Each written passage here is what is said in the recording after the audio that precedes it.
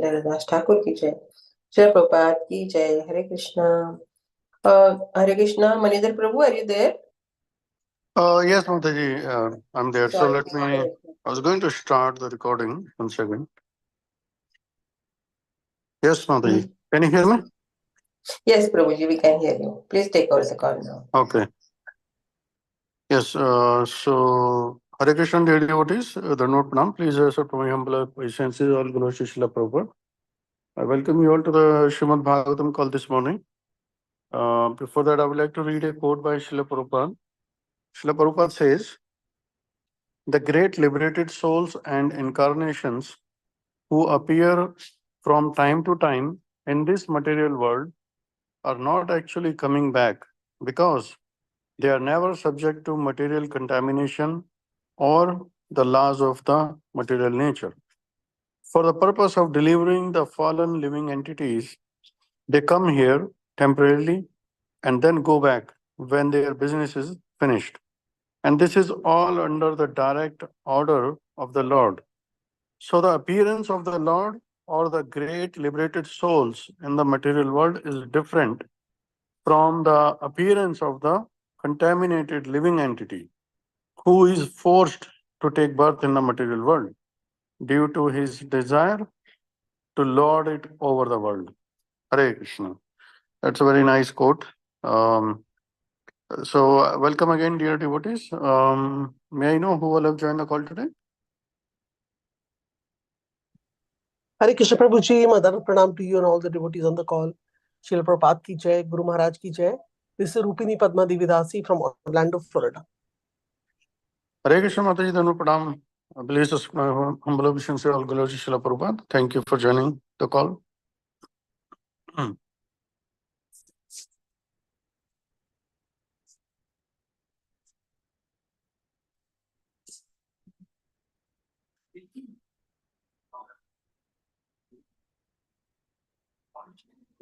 Hare Krishna. So, I see the Mataji is joined.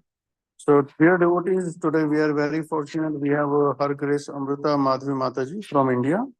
And Mataji is going to enlighten us from Srimad Bhagvatam, Canto 7, Chapter 3, verse number 29. Hare Krishna Mataji, you may take over the call.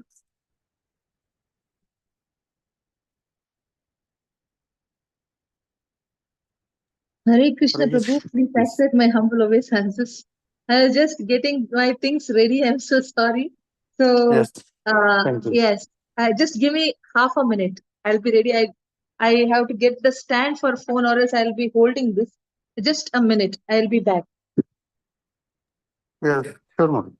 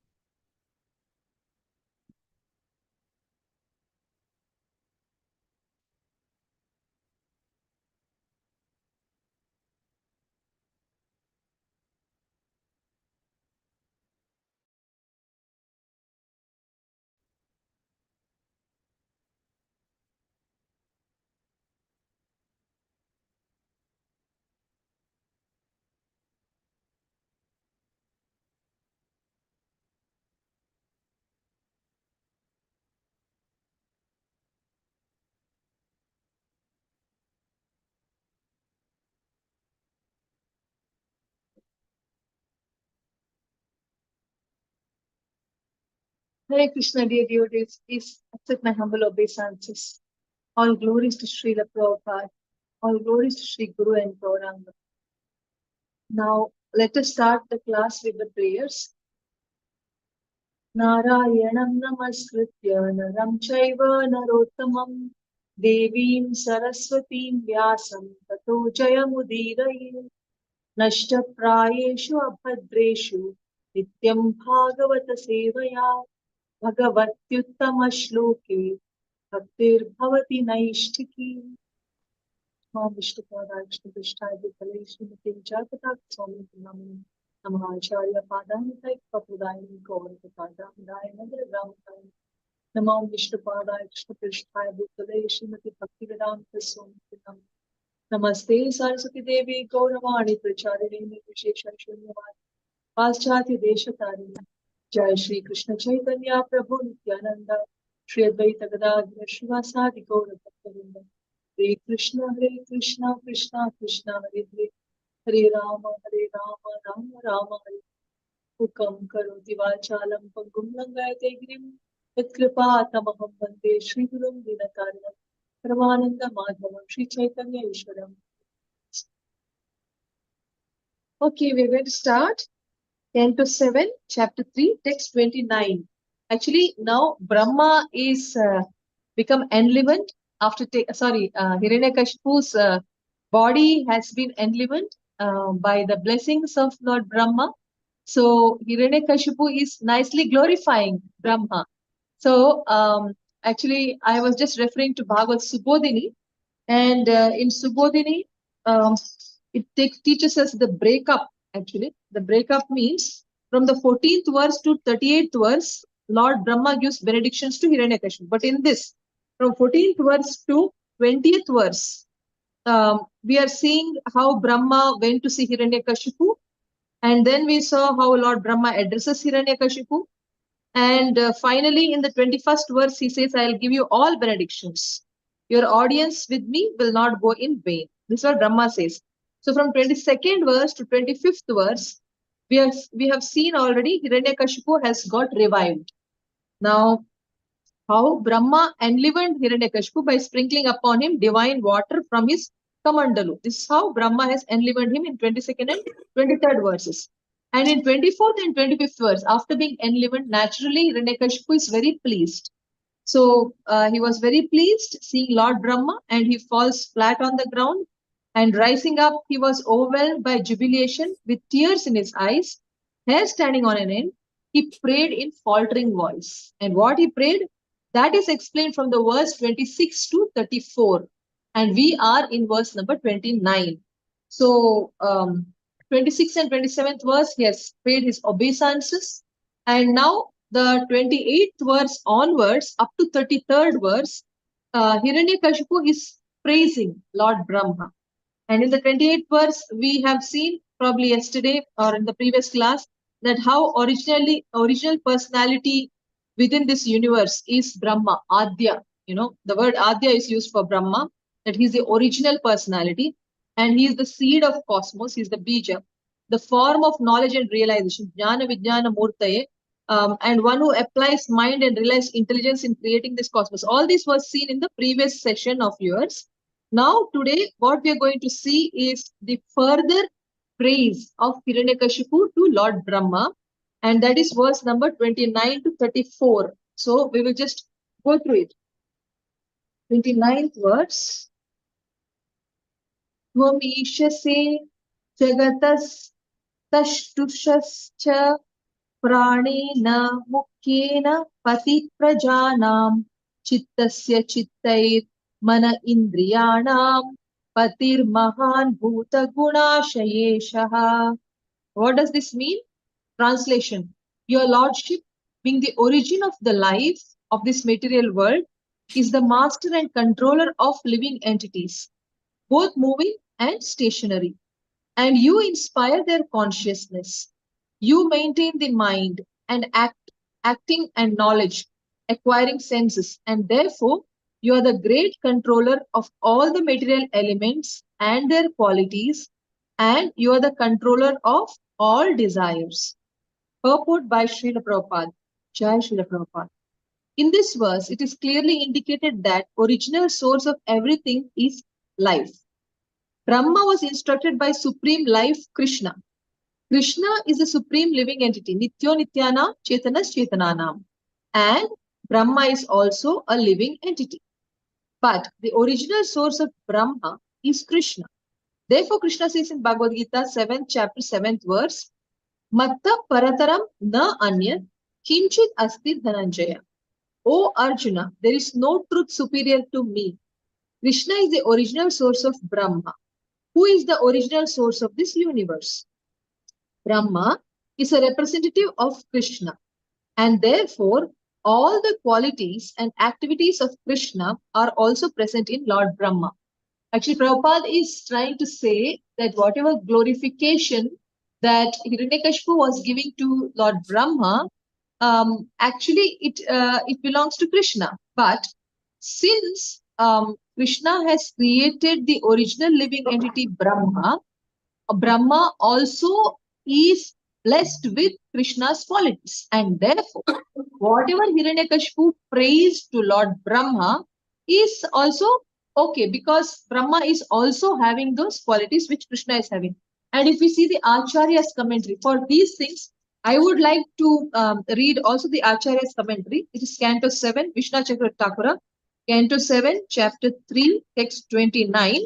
So that we don't miss out on certain things. Here, see, the demon is appreciating, he's glorifying, but acharyas will have a very interesting way to understand the things as revealed by the Lord himself. So I'm just reading it out for you. 7th chapter, 7th canto, 3rd chapter, verse number 29. Yes. This 26 and 27, it is told that Hiranyakashipu said, I offer respects to the great supreme self-effulgent Lord, the shelter of Rajas, Sattva, Tamas, who manifests by his effulgence the universe covered with darkness at the end of his day through the influence of time, and who creates, maintains, and destroys this universe by accepting the three gunas. So here in the commentary, what it is told, it's a previous verse, Abhivyanak means he manifested, he creates and destroys by himself by accepting the three gunas. Then the 28th verse, he is offering obeisances. And then in the 29th verse, the commentary says that you are the controller, Ishase, through the chief prana, Sutratma. You are the master of the progeny, master of their chitta, by being their consciousness which arises from transformations of chitta. You are the master of the minds and the senses, controlled by the mind. You are the master of the great elements and their sense objects and their impressions. You see, actually, Mahavishnu, he creates the entire Mahatattva. And Mahatattva, some people say 24 elements it contains, some people say 25, some people say, I think 28 also. So that does not matter. Everything is correct. It is like saying, what I brought. This is the example given by our teacher, Gauranga Krishna Prabhu. When we go to a market, and when I come back, I take a bag, I go to a market and I come back. And at home, if somebody asks, what did I buy? I bring from the market. What did I went to the market. From the market, what have I got? So I may say I just got a kg of sugar and a kg of jaggery. So someone can say Mataji brought 2 items, and somebody can say Mataji brought 3 items. Why 3 items? 1 kg sugar, 1 kg jaggery, and the bag that she carried, she brought it back. 3 items. And some people may say it is 4 items. Mataji brought 1 kg sugar, 1 kg rice, 1 kg jaggery, the bag, and Mataji herself, what was taken to the market, is brought back. So if you say Mataji brought 2 items or 3 items or 4 items, everything is correct. Just like that. Just like that, 24 elements, 25 elements, whatever number of elements, everything is correct. In some place super soul is added, some place the soul is added, something like that. He had told. I don't remember which are the items to be added, but Mahatattva had so many elements, and everything is created by Mahavishnu, and he's the one who is sending it down to the Garbhodakshaya Vishnu, and then there Garbhodakshaya Vishnu's navel, Brahma is born in the lotus. Brahma is born, and Brahma is taught the art of creation using these things provided by the Lord. That is why Brahma, in his explanation to his son Narada, who inquired that, are you the creator? Are you the supreme? If you are the supreme, then I am seeing that you're sometimes meditating. Then there must be someone more supreme than you. I do not know. Please explain. Like that, he is asking, Narada is asking Brahma. So Brahma says, I am not the original creator. I am the creator for that which is already created by the Lord. That is, I am just doing creation within the creation. Brahma is saying, I am doing creation because main creation is done by Vishnu. He has given me all the materials. I am just assembling. Means in the crude words, if you have to understand, Brahma is just assembling the things like that. So what we understand is, yes, Brahma is also creating, but the original creator is Mahavishnu in that sense, because he's the one who has created Mahatattva. He's the one who is breathing, and from his every hair pores, the Brahmandas are springing. He's the one who has ensured that, he enters, he multiplies into that many universes, and that Mahavishnu is entering into every universe. And then that Vishnu who has entered will be called as Garbhodakshaya Vishnu. And from Garbhodakshaya Vishnu's navel, in each Brahmanda, one Garbhodakshaya Vishnu is there. In each Garbhodakshaya Vishnu's navel, one Brahma is born. So that one Brahma, our Hiranyakashipu is glorifying, saying that you are the creator. And is it right? Yes, it is right.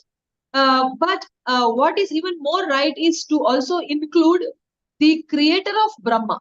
And if Brahma is glorified for his creation, but Brahma is creating from what is provided by his original creator Mahavishnu, or Garbhodakashaya Vishnu, or Karanodakashaya Vishnu.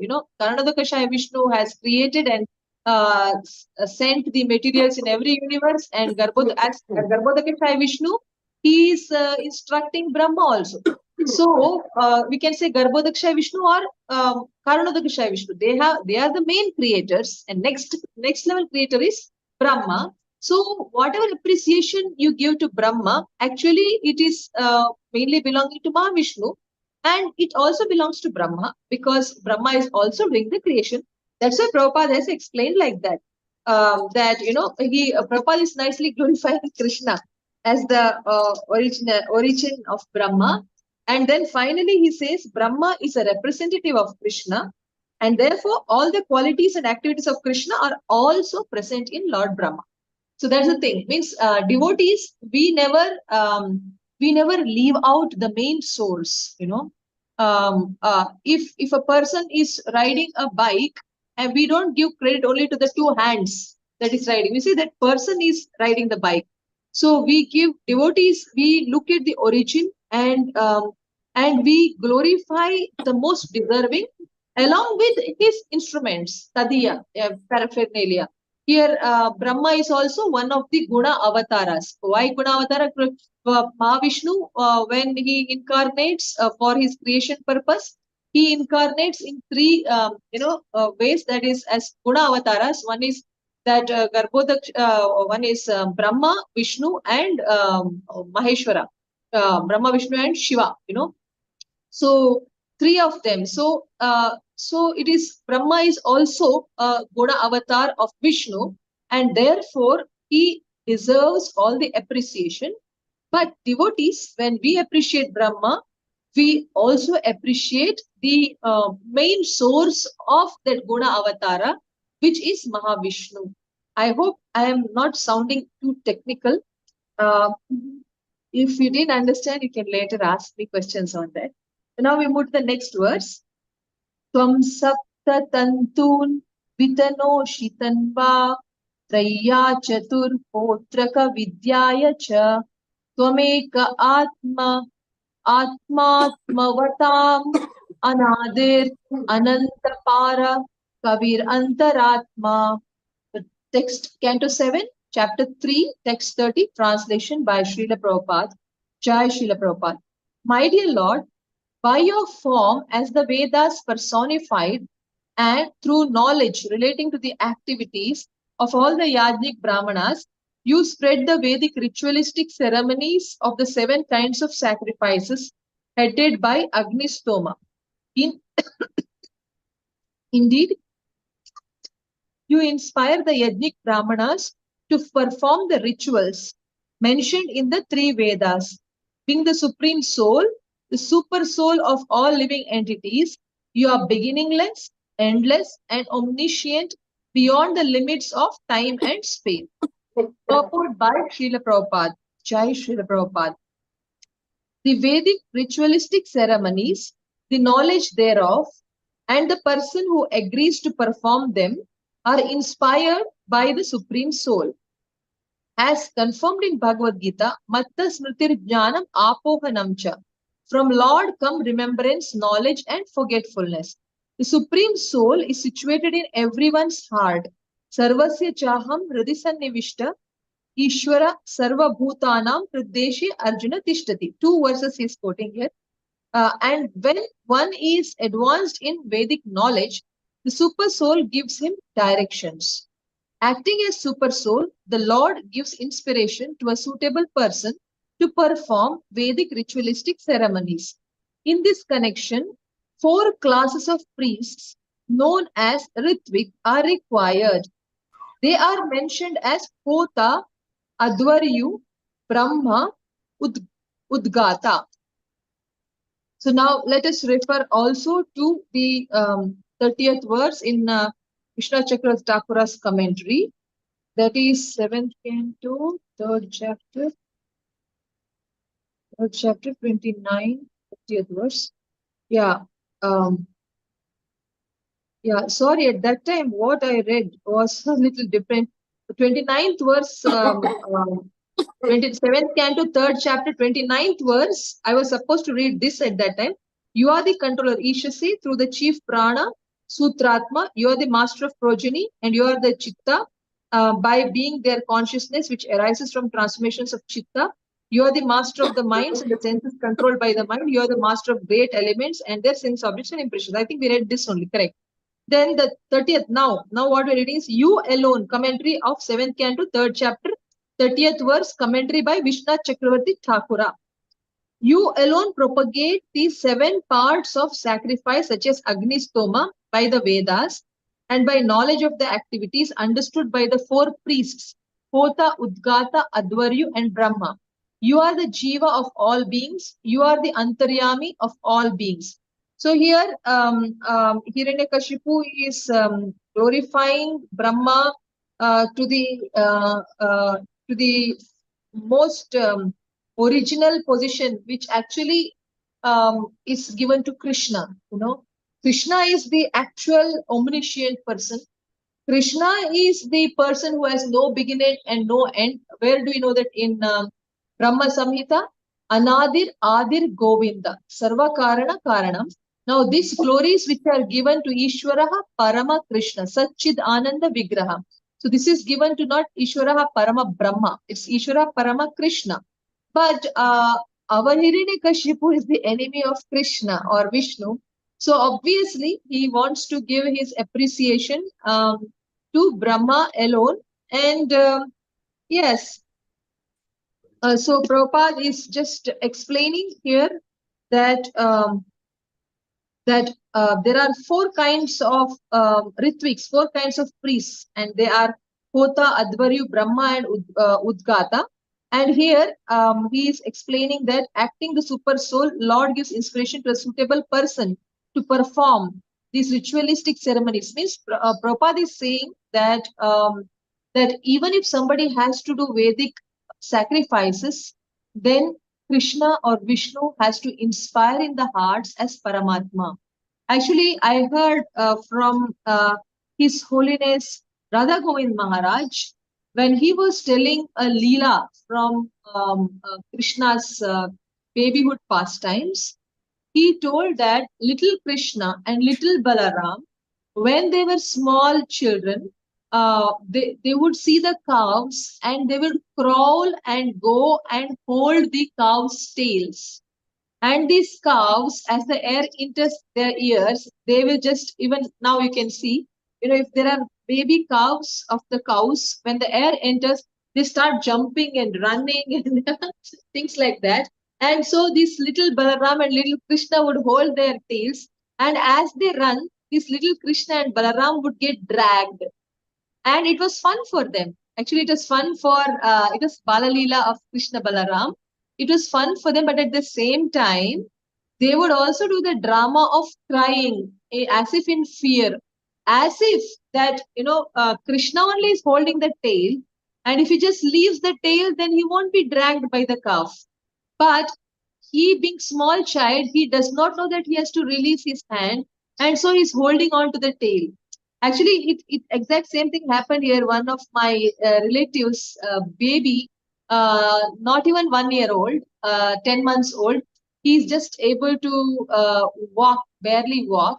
And he walked to my table and he got stuck with the tabletop and he went close to the legs of the table. And then he was like, he started crying because he don't know how to, he just have to sit down, then he can walk back. But since it just fit his head, he does not know now how to come out, and he does not know he has to sit down. Like that, little Krishna, little Krishna would hold the tail of the calf. Little Balaram would hold the tail of the calf. And as the calves run, they don't know that they have to leave the hand, but they become very scared as if they are being pulled without their control, without their order. They are being pulled. So they are crying in fear, and all the gopis of the village gathered to see this beautiful scene of little Krishna and little Balaram being dragged by the running calves, and they are crying in total fear. In their beautiful faces, in their lotus eyes, the tears are coming down and they're full of fear and they look so attractive.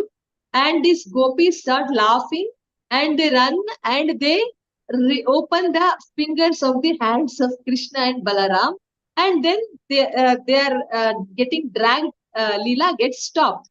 So now, as a moral for this, our Radha Govind Maharaj had told, you see, calves, another name is Go, Mata, Go, Govinda. Govinda means pleasure giver to the cows. Same way, Go means cows, Go also means senses. So this Krishna is holding the Go. Go also means senses. Okay. So for Go, wait, there is another. There's another Rishikesha. There is a term which is common to senses and to the cows. I think it is Go or sorry, I forgot about it. But let's say it is Go. Okay. Govinda. Go. Cow. So what happens is when Krishna holds the go or the calf, what happens is the calves they are not holding Krishna. Cows are running, but cows are not holding Krishna.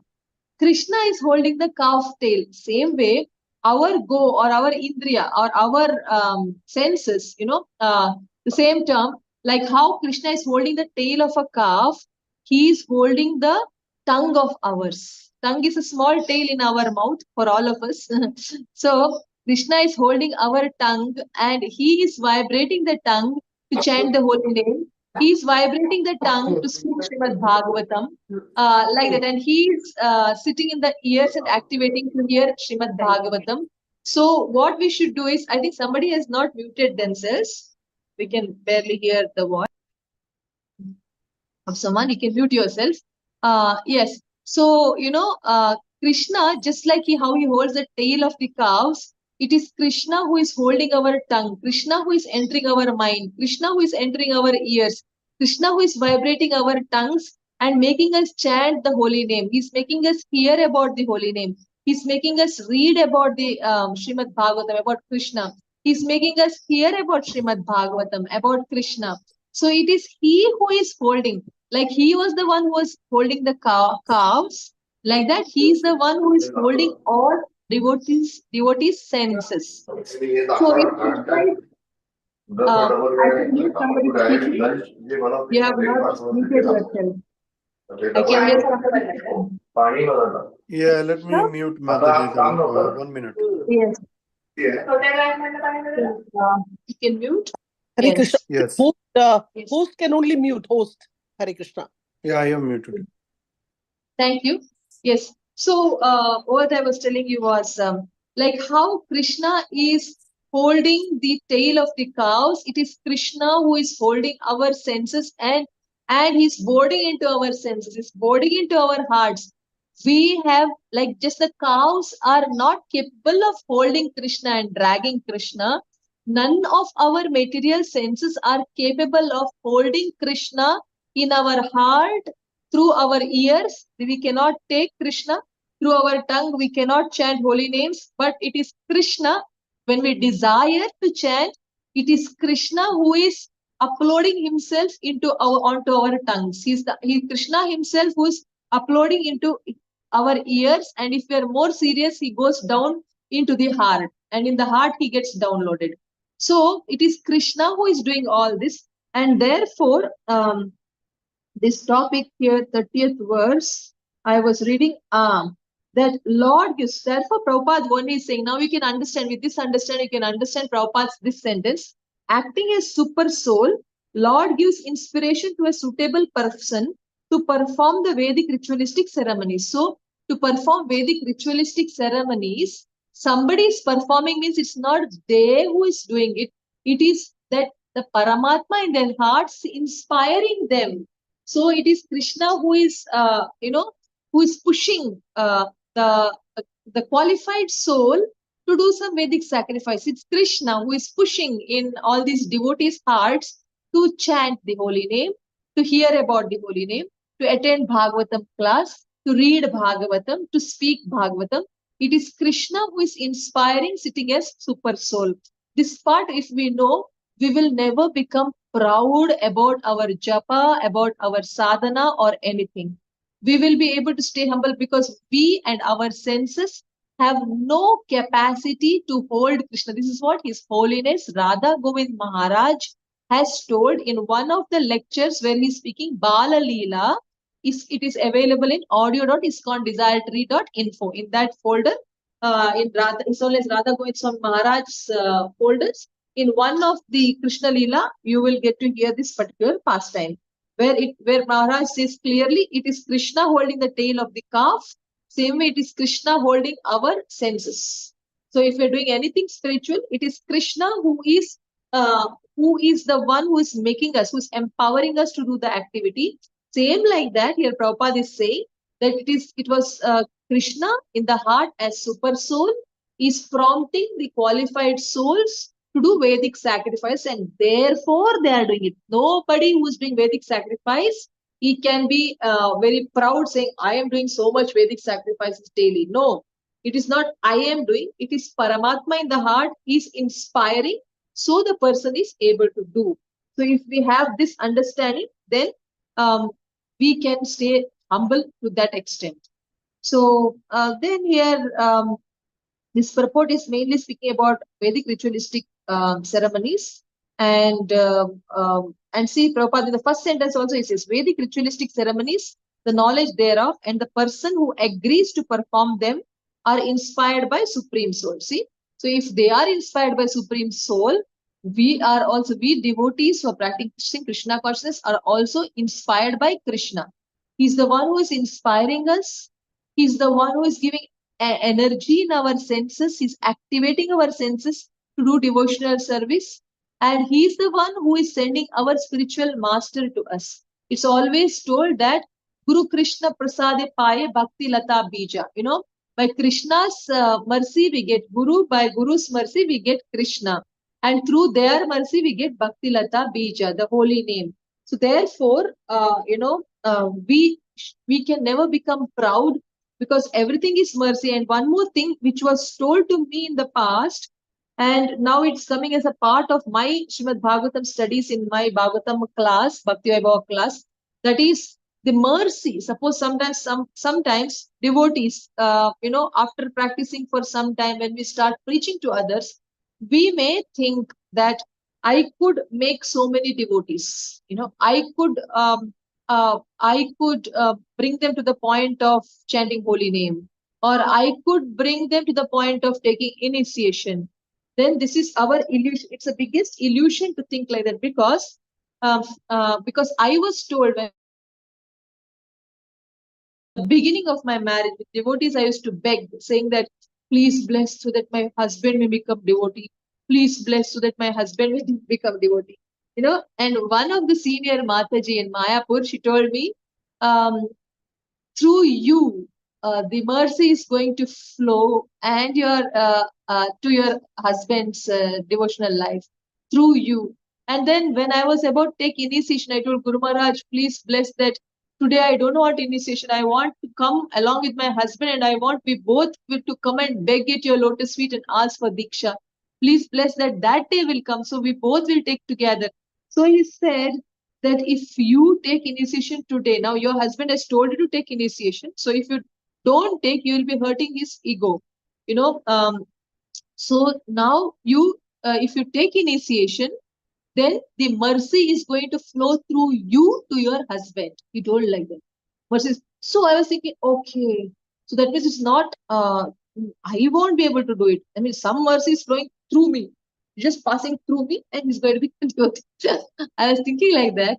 And then I came to know that very recently, and Gauranga Prabhu also repeated, that see, we devotees, we should never think we did any achievement of helping somebody to become devotional, helping somebody to become Krishna conscious, because we are not capable. The mercy is coming through the Guru Parampara. The mercy, we are just the in-between transparent media through whom the mercy from the authority flows through us to reach someone. Someone is very qualified, so somebody is required to be the transparent media to pass through. So we are just sorry. I 1 minute. This is because of my particular sorry. What happened is I have put one particular app where the phone becomes 23%, then it will make a big noise. So that I have to charge. So I have my charger here, so I am charging it at the same time. So it was must have disturbed the class. Sorry for that. I'm just pulling my table aside so that my charger. So we'll stay fixed. Yes. Okay. So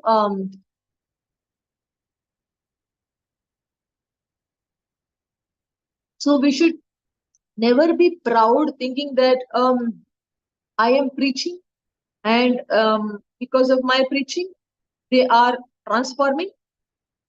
I am doing very good preaching, or still worse is I am a very good devotee. That's why, the acid test of the guru is when a new person also becomes a devotee. That means they are becoming devotees, that means I must be very good.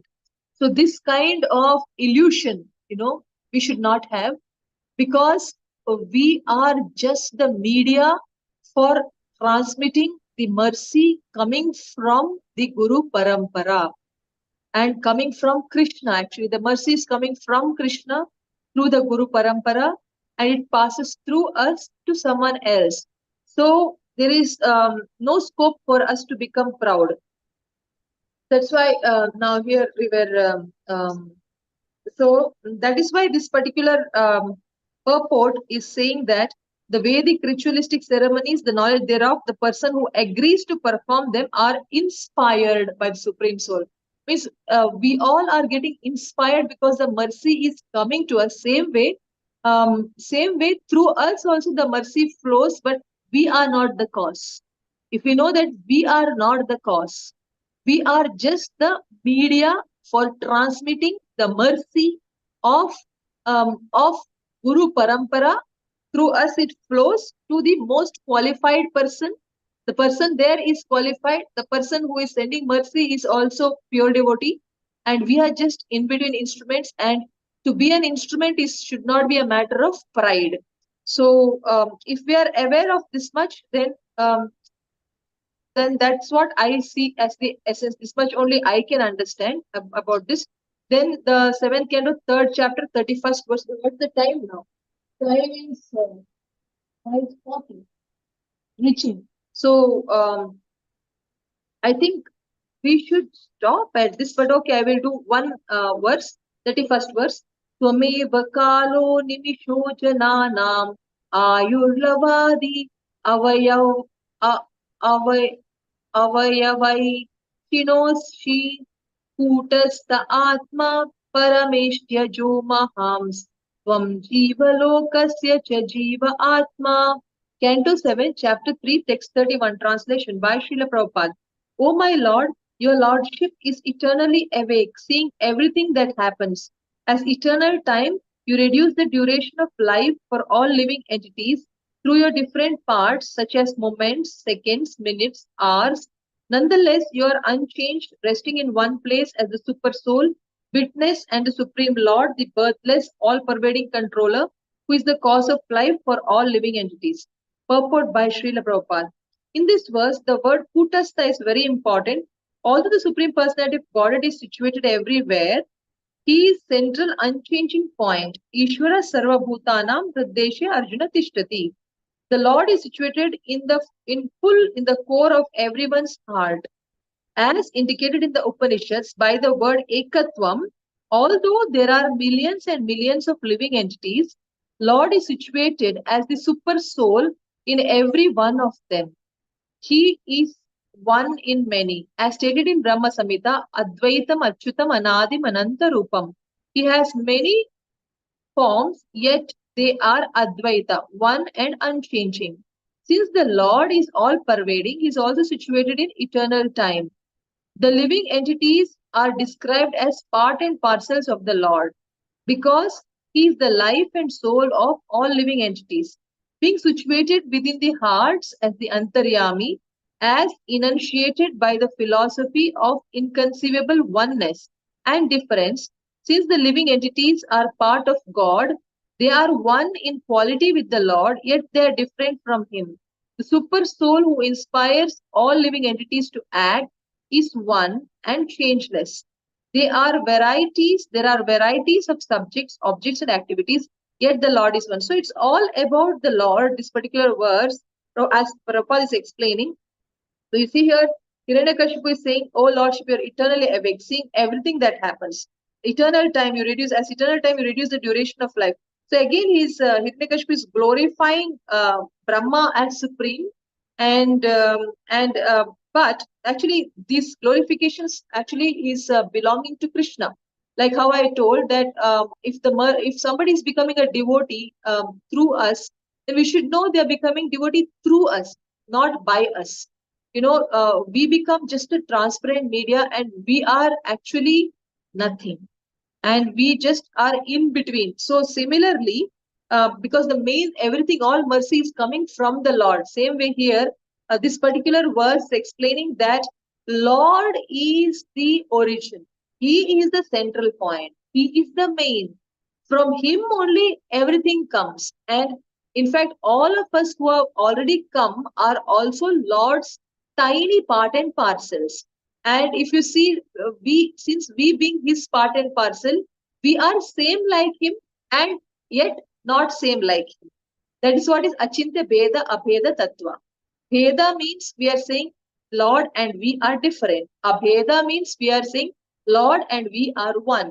Yes, we are one as far as the spiritual soul is concerned. The spiritual spark, the little soul is a part of Krishna's body, but it's a separated part and parcel. And as far as the capacity, as far as the power is concerned, Krishna is matchlessly powerful, and we are very, very, very tiny, insignificant, powerful souls. Tiny, insignificant Ishvara. He is Parama Ishvara. We are just Ishvara.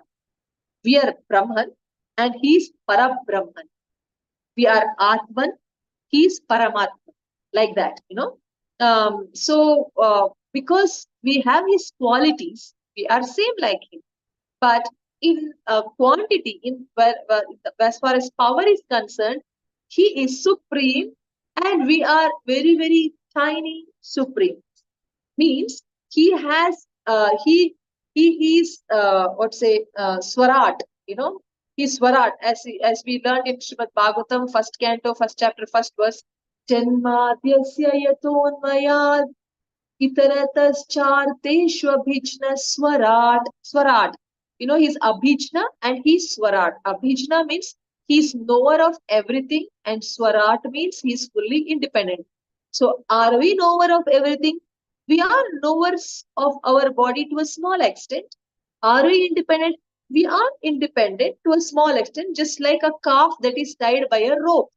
As long how much length is the rope, that much freedom the calf has got to move around. If the rope is too short, it can move around a little distance. If the rope is too long as the diameter of one particular place, then it can go around the whole place. But beyond that, it cannot go one step ahead also. Means there is independence for the calf, but it is small independence. Similarly, we also have independence. To what extent? To the extent we are following the rules of the Lord, the freedom rope is increased to us, because if we are following the rules, then we are feeling the freedom or a liberated feeling. But if we are breaking the rules, we feel bound. Just like a jailer in the jail feels free, liberated, but the thief in the jail feels bound. Same way, we are also in the same jail, but we may not feel like a thief if we are following the orders of Krishna. Now, one example is, now if we are angry, now if I allow the anger to control me, then it becomes Asuri Bhava. That is according to Bhagavad Gita 16th chapter, Daivasura Samvada Yoga. So according to that 16th chapter, lust, anger and greed. Lust, anger and greed are three gates to hell, which means anger should not control us. We should keep anger under check, under control. So now if we are following the order by keeping the anger under control, we feel liberated in testing situations where we could have got angry. When there is a testing situation where anybody would get angry, in case if anger is under our control, then we can always act angry and give our firm decisions. But we won't be controlled by anger, and we won't be disturbed by anger's negative frustrations. That means we feel liberated at that time. See, thank God I can control my anger. I didn't get angry. I should have got angry, but I didn't. By Krishna's mercy, Krishna made me speak the right things and everything pacified. It's all Krishna's mercy. We will say like that. Now, that's the feeling of liberated, with respect to anger. Like that, in every quality, if we are just in every activity, if we are just going by the instructions of Bhagavad Gita, Bhagavatam, Ishopanishad and things like that, we will have the sense of liberated feeling. We will not feel bound. Like Krishna is completely Swarat, is completely independent. We also feel that independence if we are following the instructions of the Lord, which is coming from the Guru Sadhu Shastra. So if we are following the instructions, we stay liberated. Though we are bound in this body, we feel liberated. So to that extent, what Krishna is feeling fully independent, we also feel somewhat independent based on how much we are Krishna conscious. If we are 100% Krishna conscious, we feel 100% liberated. Krishna is always 100% liberated, but we just feel. But our body does obstruct in our everything.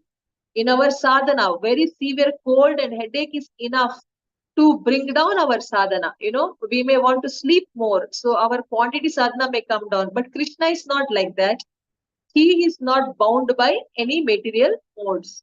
But we are bound, but still, the more we practice Krishna consciousness, in spite of all the problems, like Vishwadev was bound by arrow bed, but still he remained Krishna conscious. So, like our spiritual master, His Holiness Jayapatak Swami Maharaj, He's bound by all body's restrictions, but still, the little bit he feels better, he goes and conducts meetings, initiations, he travels with all the problems in the body. So the body is trying to limit his freedom, but he is unlimitedly going around serving everywhere.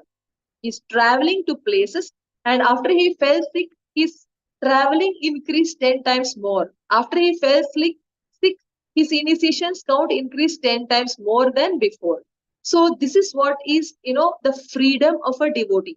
Means we may appear to be bound by the material body and material situations, but mentally we feel the sense of freedom, because we cannot be forced by anything, because we are simply voluntarily forcing ourselves happily, lovingly to follow the instructions of Guru Sadhu Shastra.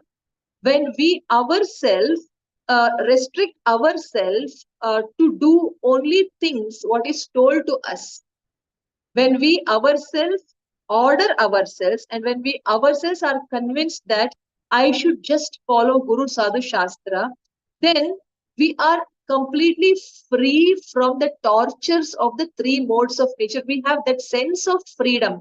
But our freedom is not like Krishna's, because our body can just pull us down any day through an accident, through a fall, through a headache, through a disease, anything. So our freedom cannot be compared to Krishna's freedom, even if we are liberated, mentally feeling liberated. That is why here Prabhupada is saying Achintya Bheda Bheda Tattva. Bheda means to see that Krishna is superior and I am inferior. And Abheda is to say he and I are same. Yes, he and I are same in the sense that we are spiritual sparks, and his body is spiritual, and as spirit souls, the soul is also spiritual. Yes, in quality we are the same, but in capacity, in ability, Krishna is supreme and we are very tiny. He's Parama Ishvara, we are just Ishvara, small Ishvara, tiny Ishvaras. Like that, we are tiny controllers, and he is the supreme controller. Like that. If you understand that, then that is Achintya Bheda. And this kind of difference between Krishna and us, and kind of oneness between Krishna and us, is very confusing for many people. Therefore, it is told that this is inconceivable topic. Inconceivable in Sanskrit is Achintya. So it's Achintya Bheda Abheda Tattva. So Prabhupada has explained that how Krishna is the main origin, and how we are all his part and parcels. Though we are same in quality, we are not same as Krishna, and that is Achintya Bheda Abheda Tattva. That's what is told in this purport. With that, we end today's class. Sorry, I could cover only 3 because it is a bit technical. And yes, the time is up. So if you have any questions, you can ask. I am available today only for 10 to 15 minutes. Thank you so much for this opportunity as usual. Any questions or comments, you're most welcome. I'm sorry I could not prepare for more, and I had to wind up with 3 verses today. Hare Krishna. Hare Krishna, Madhaji. This is Geeta. Thank you so much for a very, very inspiring class. I wanted to ask you, who is Mahashiva? What's the difference? Mahavishnu and Vishnu, sorry. I got your question. You're asking what's the difference between Sadashiva and Rudra. Actually, Sadashiva is the main. No, sorry, Mataji. Shiva and Vishnu and Mahavishnu. You said na Mahavishnu. Okay. In actually, from Krishna comes Chaturvyuha, Sankarshana, Pradyumna, Aniruddha, Vasudeva. And from them, actually, I'm not having it by heart in my mind. As far as I vaguely remember, from them, one more is coming. That is very sure. One more is coming. And from that, one more, the Vishnu is coming. That is Mahavishnu. And from Mahavishnu, when he wants to create, then in every breath, when he releases his breath, at that time, from all his hair pores, the Brahmandas come. And to that Brahmanda, he has to give life, to give life. See, our body is having life because Paramatma is there. So Paramatma has allowed Atma to come, and Paramatma has blessed all our organs to get activated. If Paramatma will remove his blessings, then our organs will fail. So it is Paramatma who is enlivening the things in our body. Same like that, after Mahavishnu or Vishnu and Mahavishnu are one and the same. After Mahavishnu, and he is also called as Karanodakashaya Vishnu because he is sleeping in Karana ocean. Okay, so now this Mahavishnu or Vishnu, he desires to do creation for the sake of those jivas who want to enjoy separately from the Lord. So for their sake, for their entertainment, he wants to make a small creation. So when he is making a small creation, he is lying in the Karana ocean, and as he breathes out from all his hair pores, many Brahmandas spring up. And into that Brahmanda, now if there should be life, what must happen? Can you answer, Geeta Mataji? Now if the Brahmandas has to get life, what must happen? I told you how we are having life. Because of what? Because of Paramatma. Yes, Paramatma, because of you know. Paramatma. So Yeah. yes, because Paramatma is inside, so we have life. So now Right. Brahmandas have come. So now if Brahmanda should get life, what should happen? Krishna should enter the Brahmandas. Exactly. It's not Krishna. Who created it? Who created what? The Brahmandas. From whom Brahmandas came? From whose hair pores Brahmandas came? Brahma. Who's actually Krishna? No. Vishnu. From Mahavishnu. I just now told you. Vishnu Mahavishnu. or Mahavishnu? Vishnu Right. or Mahavishnu or Karanodakashaya Vishnu is sleeping in Karana ocean. This Mahavishnu Yes, sleeping yes. in Karana ocean. His name Karanodakashaya Vishnu. Karana Udaka is water. Shai is sleeping. One who is sleeping on the Udaka. Karana Udaka is called as Karana Udakashaya Vishnu. Now this Vishnu, when he is breathing out, so many Brahmandas from his hair pores spring out.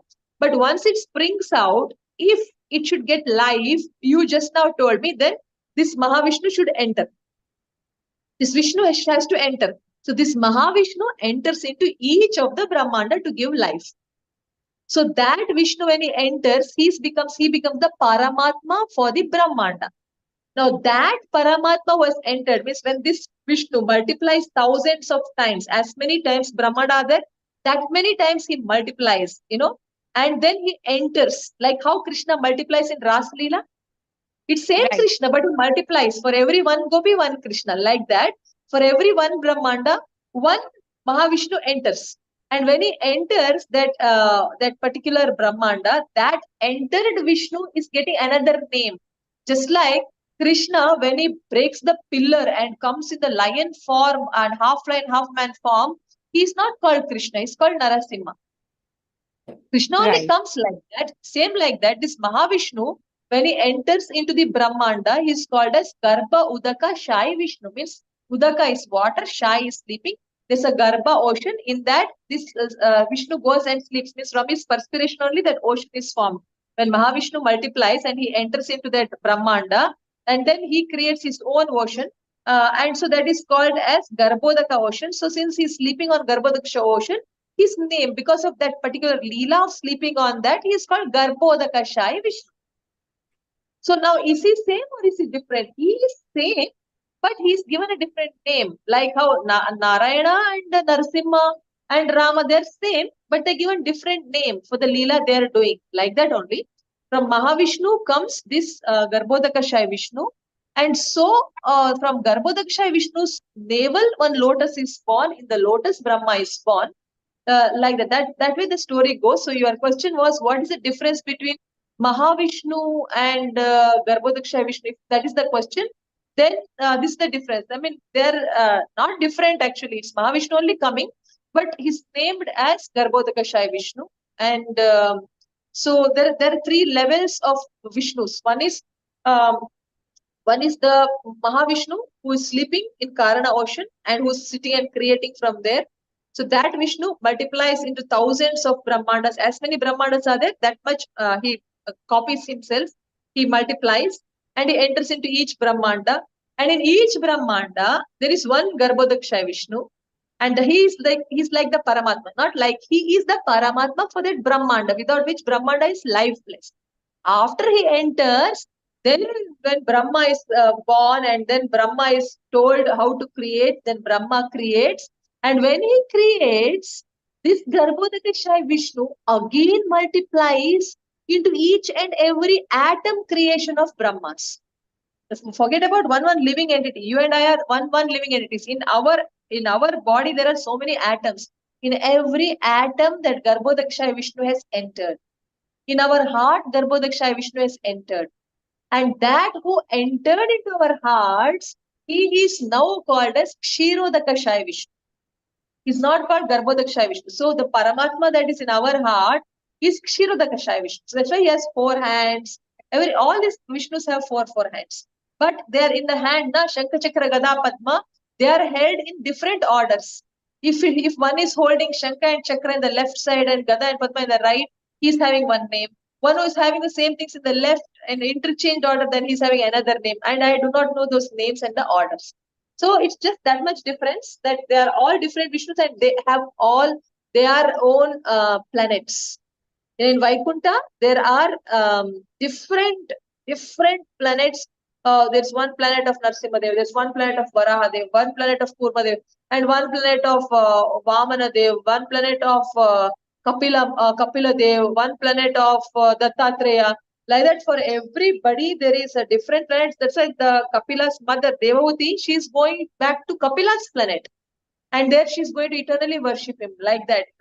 So there are they all different? No, they're coming from same Vishnu, like how we have different avatars of Vishnu.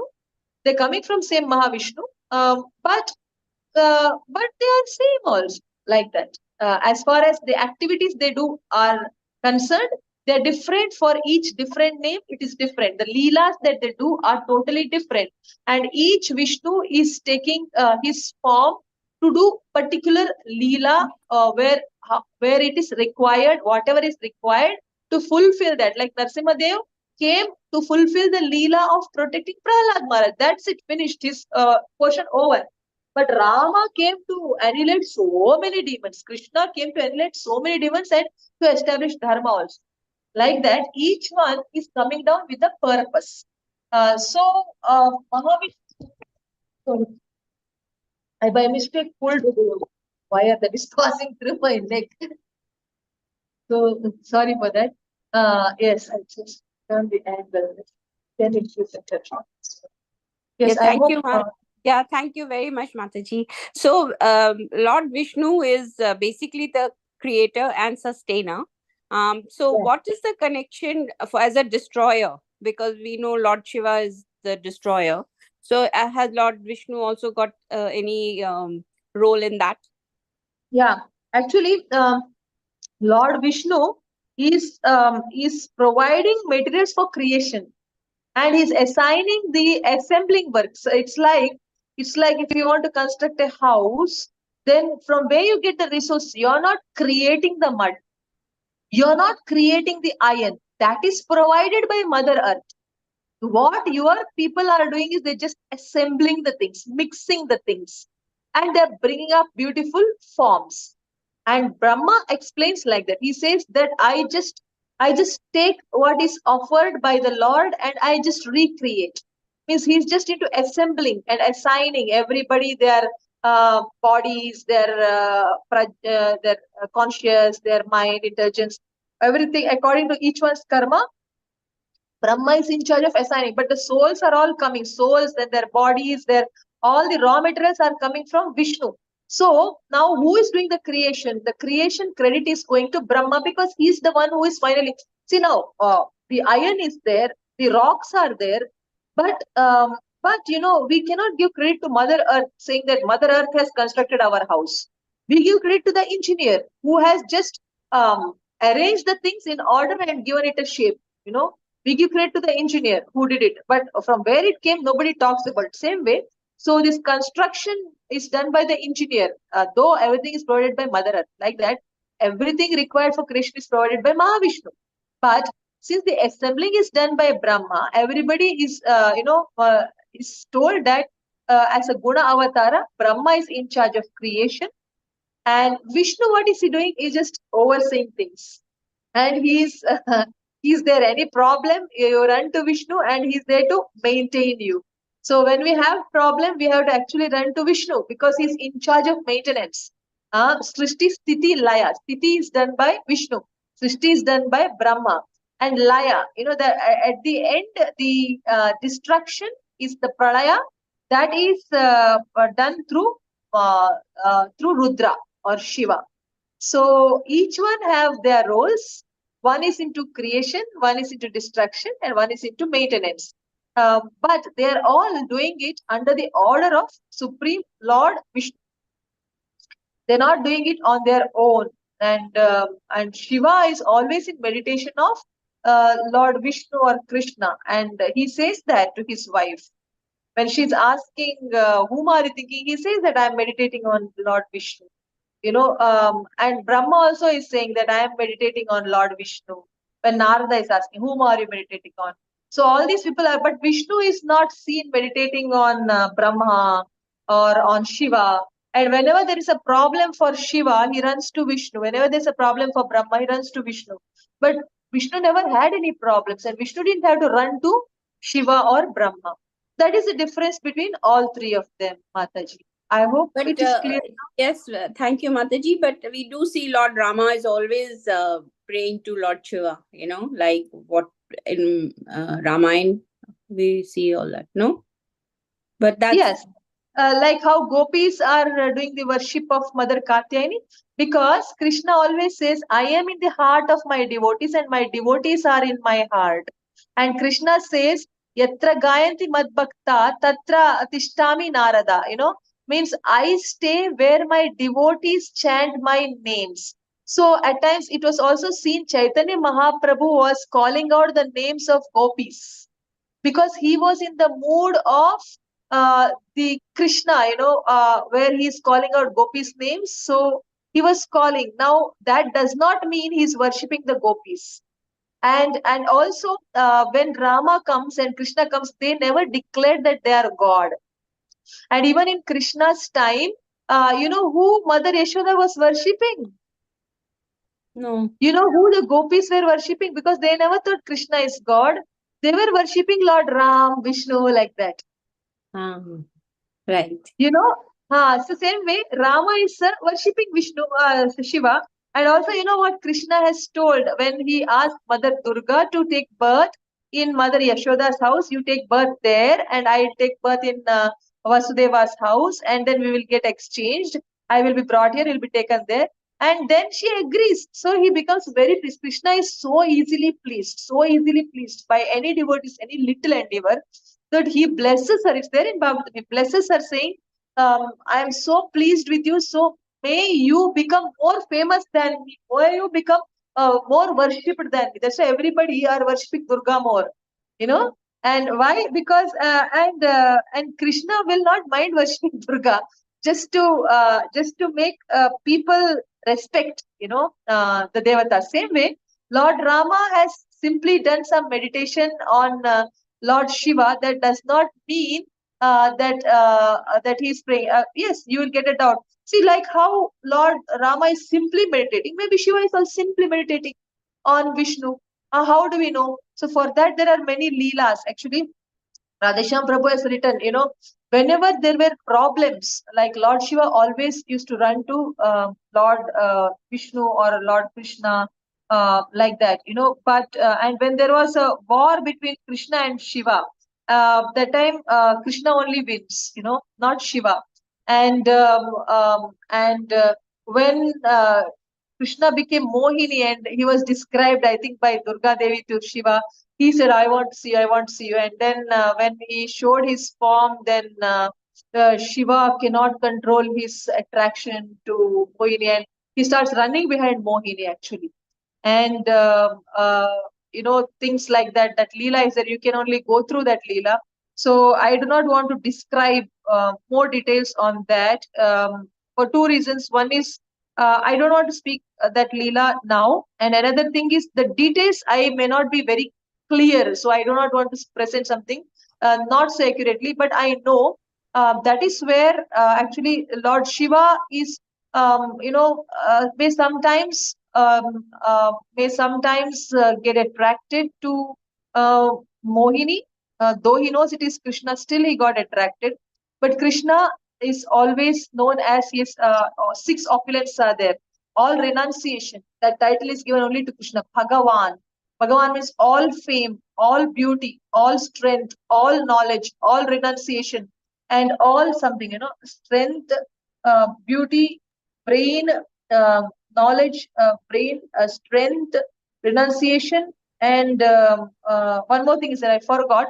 But all these All fame. opulence which Krishna has, which one? All fame, Mataji. All Fame. fame I told, na? I didn't say. Okay, if I didn't say that, all fame. All fame, yeah, maybe all fame I missed, yeah.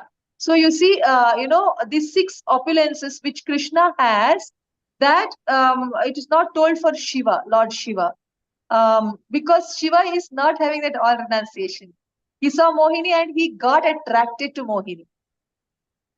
And I didn't want to say, but I think even dropped the sperm or something like that. I didn't want to say this, but you can verify, which never happened with Krishna, because Krishna is fully a renunciate. We may say, oh, but he married so many people. He never married on his own. Who came and begged him to marry him, he never refused. Even Kubja, the most ugliest old lady, he just touched her chin and because she gave what he asked fearlessly, he touched her chin and made her erect. Actually, Krishna had such shining cheeks, and in the shining cheeks, Kubja could see her face, that how ugly she was.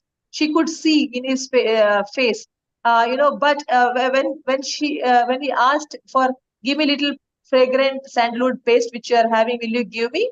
Said, oh, everything you take. Very happily she gives. And while giving, she just ends up by mistake seeing her face in the cheeks of Krishna's, and she could see how she was. But Krishna became so pleased with her little endeavor. He touches her chin, and because he was like twisted bodied, in many angles and looking ugly and old and bending. So he just raises her chin like this. And just for that raising, she becomes erect and her body becomes straight and she becomes youthful and she becomes so beautiful.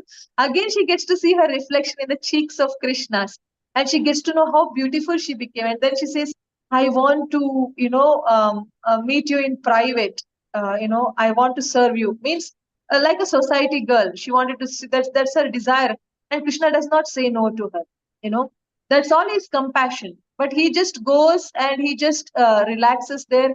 And when his lotus feet, she just holds his lotus feet and keeps it on her chest. Immediately, all her lust for him gets destroyed and she becomes a pure devotee after that. But the point here is that Krishna is so pure that who had lust, their lust will get destroyed. But Krishna was never tortured by lust, or such attraction Krishna never had. If he married anybody, it's because those 10,108 girls or something was captured by that one Bhaumasura, or some different names people tell. One name I heard is Bhaumasura.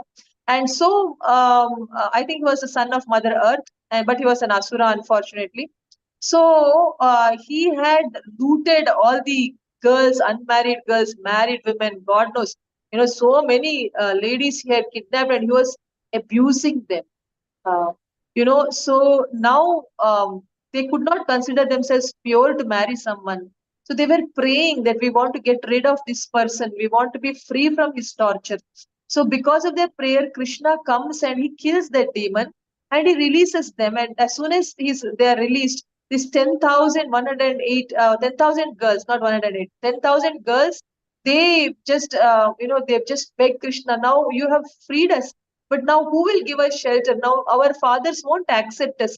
Another man won't marry us. You only please give us protection by marriage, or give us protection. And then Krishna says, okay, I will marry.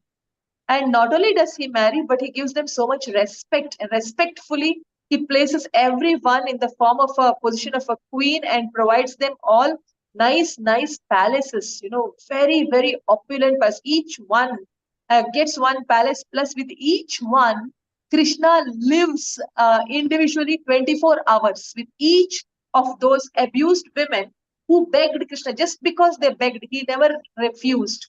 Any woman who said, kidnap me, he went and kidnapped. Like that. He just went seeing who is having a desire. Only for them he has accepted. And if somebody desires to be a mother, he gives them the position of a mother. If somebody acts like a mother and wants to kill him, then also he gave the position of a mother. he was not lusty after any woman. So he is supreme, because when a person is fully under control and he's not influenced by three modes, that's when we have to understand that he must be the master of the three modes.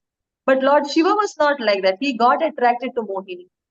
So that's the difference. So, so that's why we should understand that Lord Shiva, it's described about him as a Vaishnavanam Yatha Shambho, means among the Vaishnavas, the topmost is Lord Shiva. So he is considered as a Vaishnava by Srimad Bhagavatam, and Srimad Bhagavatam is spoken by Vedavyas ji. And when Vedavyas ji's Mahabharata was being written, not Mahabharata, then what is that? Bhagavad Gita, Ganapati has written it, and he has approved it. And in that, if Ganapati was told that you have to understand and then only write, don't simply write anything. So by understanding, he's not writing wrong things. Ganapati has written Bhagavad Gita, and in Bhagavad Gita it is told, I am the origin of everything and everyone. And I have no beginning, I have no end. But Shiva is originating from Krishna. Vishnu is originating from Krishna. Everything is originating from Krishna. And Krishna has no beginning, no end. That way, in Bhagavad Gita or Bhagavata, it is not for others.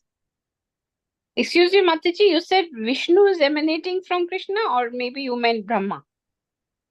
No, Vishnu is emanating from Krishna. I can show you the chart because I don't remember the exact things. Just a minute, I'll get it for you. And meanwhile, Mataji has glorified Krishna.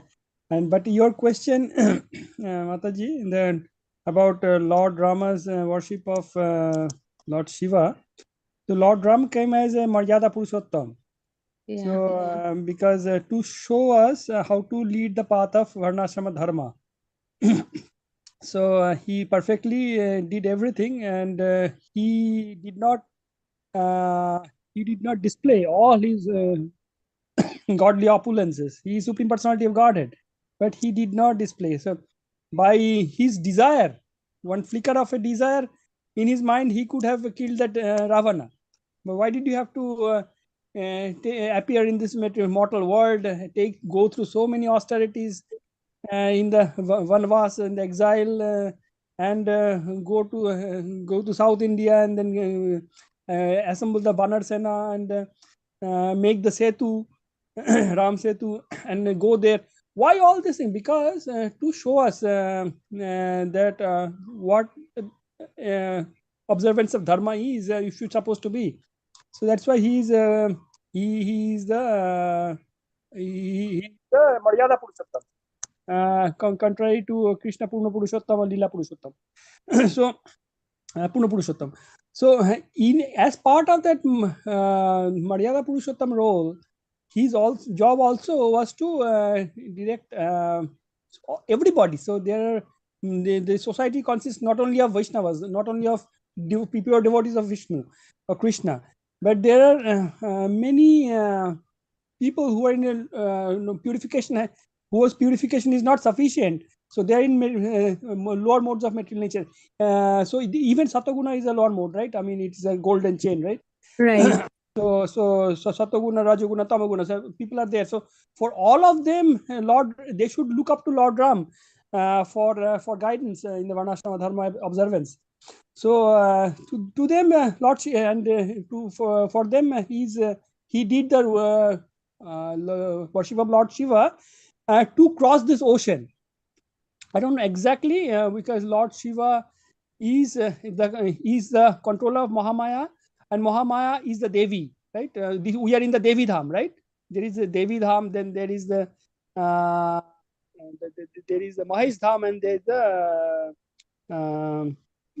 and then there is the Vaikuntha Dham, right? Mahesh Dham is the Lord Shiva's Dham, but we are in the Devi Dham, material world. So Devi is married to Lord Shiva. So Lord Shiva is the origin. I mean, rather is the master of the Mahamaya.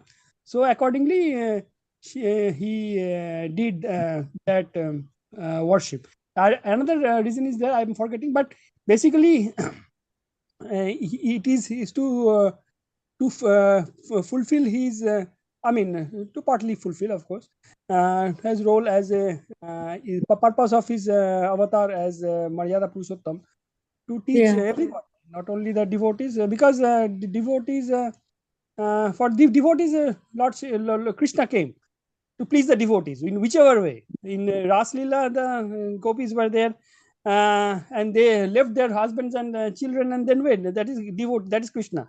But Lord Ram is not like that. Lord Ram said, like, that the gopis who danced with Krishna in the Ras Leela, they were the Dandakaranya forest rishis. So in Lord Ram Leela, Lord Ram couldn't do such things. He said only Ekapratni Brata. So everything is very, very meticulous and following the observance of Varnashrama Dharma. Because Right, but I heard that Lord Rama also, yes, you're right, that he could have killed all the Ravan and all without taking incarnation, but at the same time he came also to please a lot of his devotees who, like Yashodama and all these people had asked for a boon, so he came to please them as well. Yes. That is why Krishna says in the Bhagavad Gita, "Ye yadha brahma prapadante, tam tasaiva bhajamyaham." So whoever has come and whichever way they desire, Lord fulfills, mercifully fulfills their desire in that respect, that way. Like Mataji was saying, the Putana wanted to feed milk to Krishna and kill Krishna.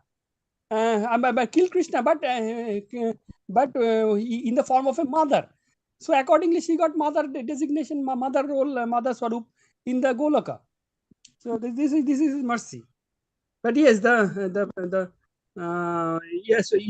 On top of course, the Rama Bhaktas, but on top of that, the role that Krishna, the Lord Ram played is that of a Maryada Purushottam, so that everybody, even a demigod worshipper, would follow the demigod worship in a proper way. Like Prabhupada used to say that if you are a Muslim, follow the Islam properly and add Krishna consciousness. If you be like Christian, you follow the Christianity properly and add Krishna consciousness, chant Hare Krishna. So like that. So whoever is a demigod worshipper, Shiva worshipper, they should worship Shiva properly and without any motivation, material motivation. Then Lord Shiva will be very happy. Lord Shiva will give the benediction of Suddhanam. Because Lord Shiva is meditating. Lord Shiva, in fact, that's why I think yesterday the same topic, similar topic came up. So you call Lord Shiva as a demigod, huh? Is that what it is? Lord Shiva is Shiva Tattva. He is not Supreme Personality of Godhead. He is Shiva Tattva, that is Vishnu Tattva, Shiva Tattva, Jiva Tattva. Lord Brahma is a Jiva Tattva. Shiva Tattva is 55 qualities. Lord Prabhuji, I want to add, actually, Mataji is asking what happened is when Srila Prabhupada came to USA, Gita Mataji. So what happened is that he wanted to establish the fact that Krishna is supreme. So what happened is then he wanted to give a name, because if he said Devata, it's an Indian name. It's a Hindi or Sanskrit name, right? So then, all his books were translated in English. So, God and demigod. So God is Krishna and demigod is like the others, because it says in the Bhagavad Gita that Lord Shiva and all these are the limbs of Krishna, basically. And also, like Prabhupada ji also said one thing, that if someone is worshipping a Devata like Lord Shiva, Brahma, Ganesh, or we call it like demigod because Prabhupada mentions this, then do not disturb them. Let them continue worshipping. Just tell them to add Krishna, consciousness in their life. And what is the main thing about Krishna consciousness? Chanting the Lord name. That's it, because it's Kali Yuga Dharma.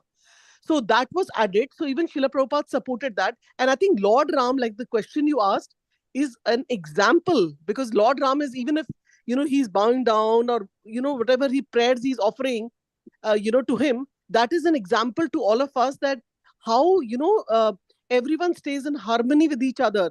Just like we hear that there are so many Guru Maharajas, Srila Prabhupada's disciples, and they have loving exchanges between each other. They are like, so they meet each other, like there is Radhanath Maharaj, So similarly, even Lord Ram, Lord Shiva, they all had so much of bonding and love with each other. At the same time, somebody or other was serving someone or the other. but that bond of love was there. So Lord Ram is like Maryada Purusham, but he teaches us so much. And I know there are more Lord Ram worshippers in India than, other, even like worshipping Krishna.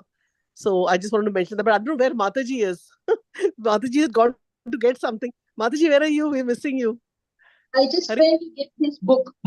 Hari bol, Mataji. Sorry, we took your time. I was here only just because this point came that Shiva Tattva, Krishna Tattva. Yeah. So here we have that, like how Mataji said about demigod term that Prabhupada used.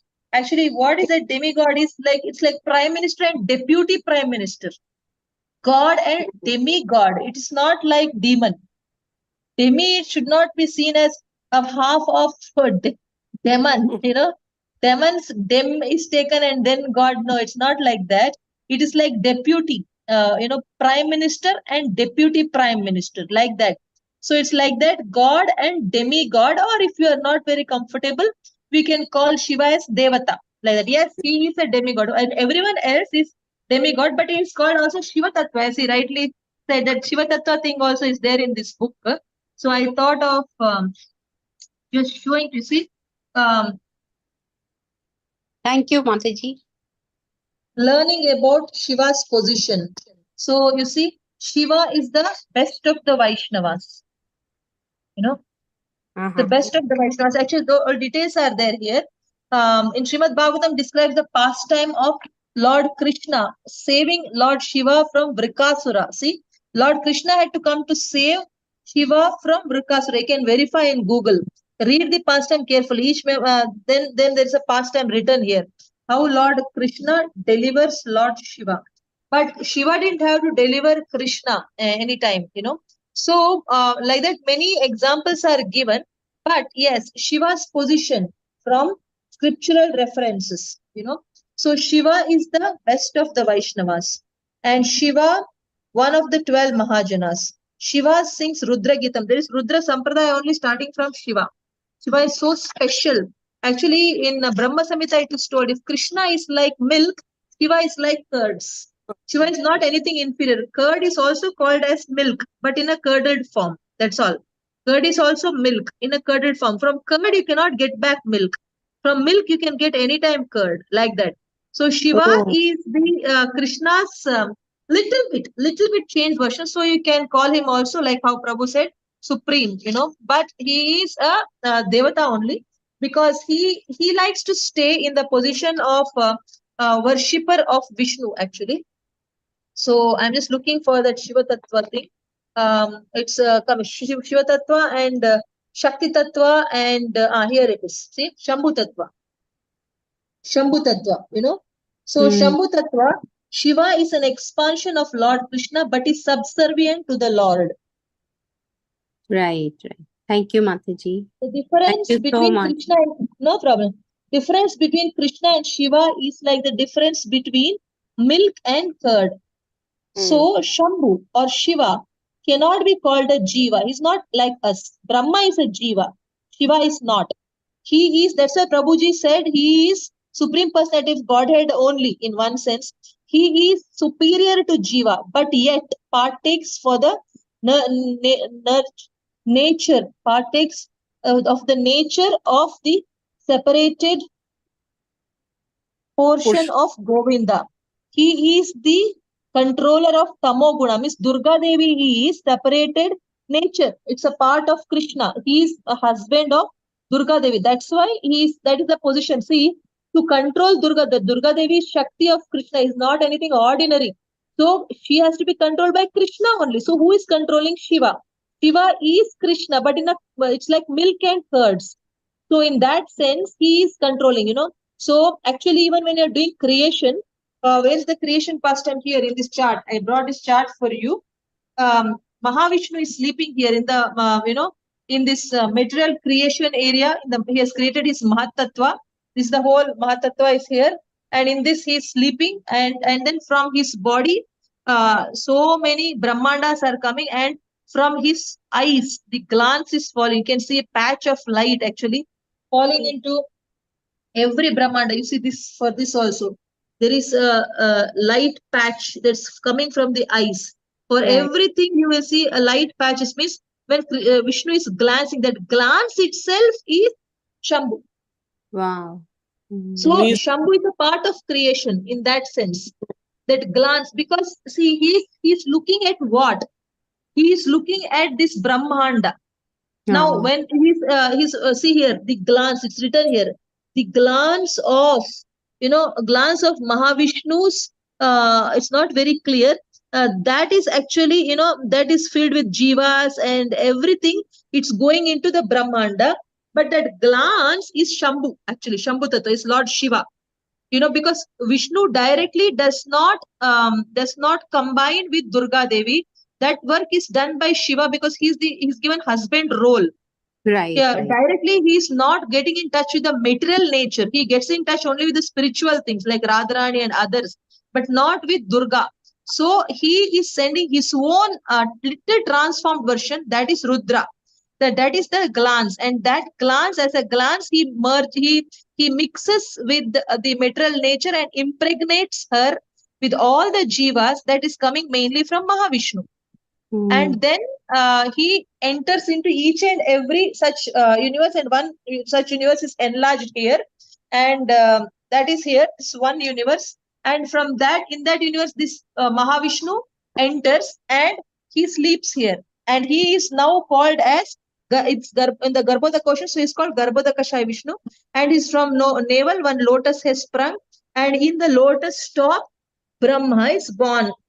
And Brahma has got everything. All the wealth has come from his glance. What is it told here?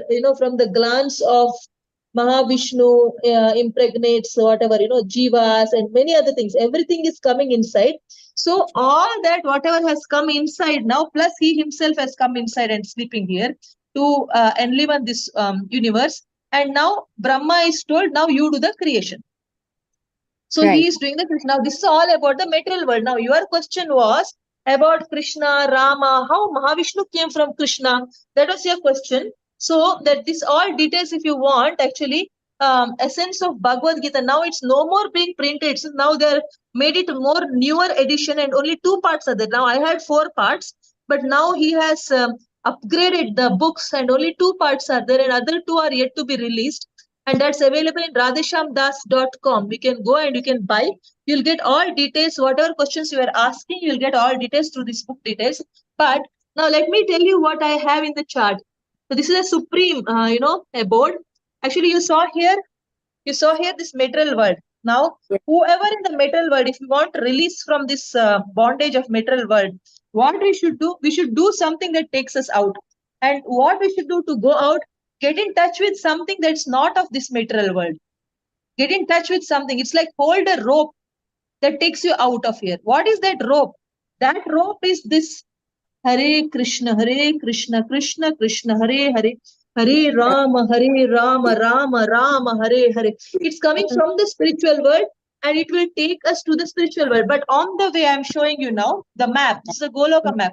This is the whole material world. All this dark region is material world, and above the material world is just Brahma Jyot. Some people say God is light. Yes, the light comes from Krishna. So that is Brahma Jyoti. So if somebody wants to go into only just light, they can go there. It's such a boring thing. Nothing is here. Only light is there. And they will be just in happiness, in full peace, Ananda. That's all. But in Ananda, for how many yugas we can stay all alone? But we won't lose our existence. That is Bhagavad Gita says in 2nd chapter, I think 11th verse. Natve vahasam jatu nasam natvam neme janadipaha na chaiva na bhavishyamaha sarve vayam ataha param, means na chaiva na bhavishyamaha, means now or even future or in the past, there was never a time. Natve vaham jatu nasam natvam neme janadipaha. There was no time where this janadipaha means kings. When these kings did not exist, there was no time, and there will be no time when they will not cease to exist. Means even if you go to Brahman, you will feel your existence. You will be staying here in Brahman like a small speck of dust, all alone. Next to you, there will be thousands of other specks of dust, but since you wanted to become God, you will not be aware that next to you, there is one more person who tried to become God. You will be thinking you are alone and you have become God, but all alone. Right. So boring. Right. So we are not advising to go here. It's okay. but it's not such a great place. Prabhupada says if you go here also, if you feel when I was with the devotees, it was nice, I heard Kirtan, one thought comes, you will take birth down again in a devotee family, and there you'll take up Krishna Bhakti and you will go back above the Brahma Jyoti this time. And where we do only Shiva worshippers, they don't want to worship anybody, only Shiva. They don't want anything. They want to go back to Shiva. Then they'll go back to Kailas here. It's just above this Brahma Jyoti. This is all spiritual world. From this Brahma Jyoti onwards, Brahma Jyoti itself is not material world. Above Brahma Jyoti, it's all spiritual world. So it's a first part of spiritual world is Shiva's abode. Okay, but if you're worshipping Durga or Ganapati and all that, see their abodes are here in the material world. Means when material world destroys, they also have to leave that place again, take birth here. They have to go into the stomach of Mahavishnu, and when he recreates again, you have to enter back here. If you worship any other devatas, you can see here different devatas. This Ganapati and this another Indra or somebody. All of their abodes are here in the material world. But it is as long as their world is there, we will stay there. When it destroys that devata leader, and we all have to come back to this material world. Simply, it's a waste of time. We have to respect the devatas, and we have to beg them for Krishna Prem whenever we meet them. Just like how we beg for Krishna Bhakti when we meet a guru. So like how we give respect to Guru, like that we should give respect to all devatas, because they're all very nicely guiding, pushing us towards Krishna. So now you saw Kailash. Above Kailash is our Vishnu's Dham. And here there are so many Vaikunthas. This Narasimhadev's abode. This is Buddha's abode. This is Matsya Avatara's abode. This is Varahadev's abode. Like that, there are many avatars, like in a rivulets of water. How many are there? That many avatars are there, not 10, unlimited. So there are unlimited different individual planets. For each individual planet, there is a leader. Here, Narasimha is alone leader here. No other incarnation will be there here. And this here only Varahadev will be there. And here only Matsyadev will be there. And all his bhaktas will be there. Whoever are only Matsya bhaktas, they'll go to that planet, like that. So different devatas, different avatars will have different abodes of Vaikuntha. All are Vaikuntha abodes, brilliant, nice spiritual world. From here, everything is Vaikuntha. And in this Vaikuntha, this particular portion is called Goloka. And in this Goloka now, and here actually you see more details. You can see Ayodhya Dham in this Golok. And above Ayodhya Dham is Dwarka Dham. Above Dwarka Dham is Goloka Vrindavan Dham. Like how we have Vrindavan, and we have also Mathura, we have Dwaraka, we have, no? So like that, they're all different dhams. So those who chant Hare Krishna mantra, that Hare Krishna mantra is not coming from Vaikuntha alone, it's coming from, actually from Goloka. It's coming from Radha Krishna. So whoever are wanting to be with Radha Krishna and serve, then if they chant holy name, they will come back here, because Hare means Radharani, Krishna means Krishna. So Hare Krishna has to come from the abode of Radha and Krishna, and there only butter stealing pastimes and playing, having fun with the gopis and gopas, and having very loving relationship with parents. All these things are happening here in Golokdham. Now I'll come back from here. So now from Krishna, what comes? From Krishna comes Lord Ram also, and from Krishna comes the 4 expansions. That's called first quadruple expansion, and it has Pradyumna, Vasudeva, Sankarshana, and Aniruddha, 4 of them. And that again multiplies to the second quadruple expansion, which is written here. Second quadruple expansion, and in the second quadruple expansion, one of them, Pradyumna or somebody, that is Mahavishnu. Means from Krishna comes 4 expansions. From the 4 expansions, and that is here. From the 4 expansion comes the next 4 expansions, and the next 4 expansions, in that one of them is Vishnu, Mahavishnu. And from that Mahavishnu only, he comes down when he wants to do creation. He comes to the material world. He creates his own space, and he sleeps here, that Mahavishnu. From the second quadruple expansion, he has come from here. He has come down here, and from here he then creates so many universes, and he enters into each universe like Garbhodakashaya Vishnu. And from Garbhodakashaya Vishnu, he creates Brahma. And when Brahma creates so many living entities into every atom, this Garbhodakashaya Vishnu enters, and he is called as Kshirodakashaya Vishnu.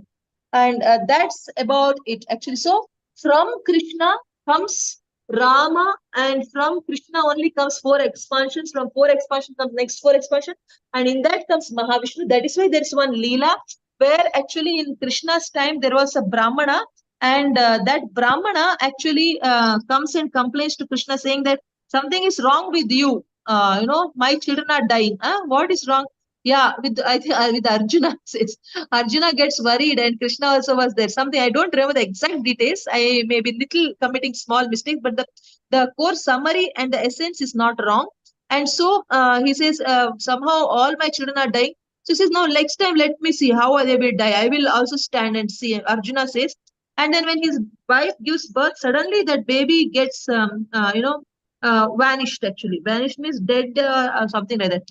So then what happened is then Krishna says, come, let's go. I know where this child has gone. And then they go and they meet this Vishnu actually. No, this Vishnu, I think, yeah, this Vishnu, they go and meet from our universe.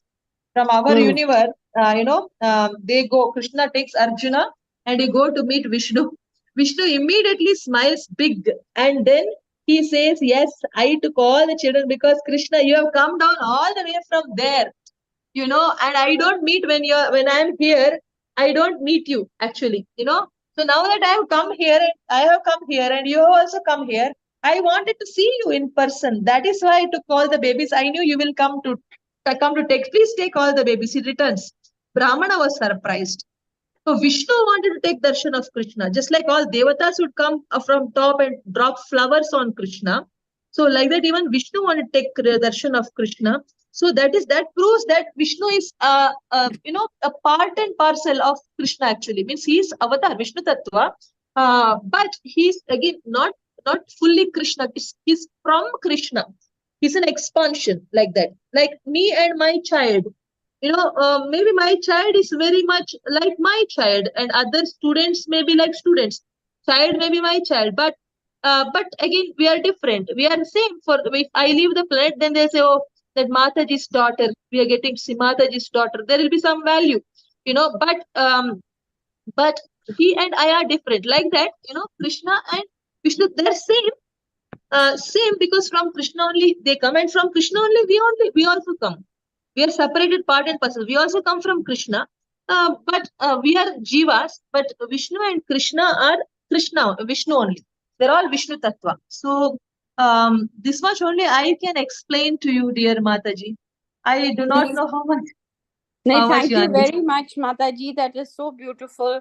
And really, it's different to what I grew up with. But I will definitely go through the text also. But thank you so much.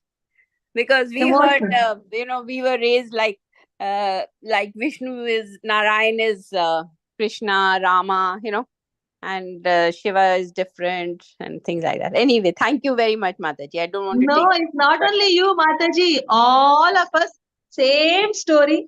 All of us, same doubts. All of us, same. In this whole call, everybody thought that from Vishnu only Krishna comes. Krishna is one of the avatars. No. That is why another proof out of our sampradaya is our Jayadev Goswami, who is a Vaishnava Acharya, who has written a song, Gita Govindam.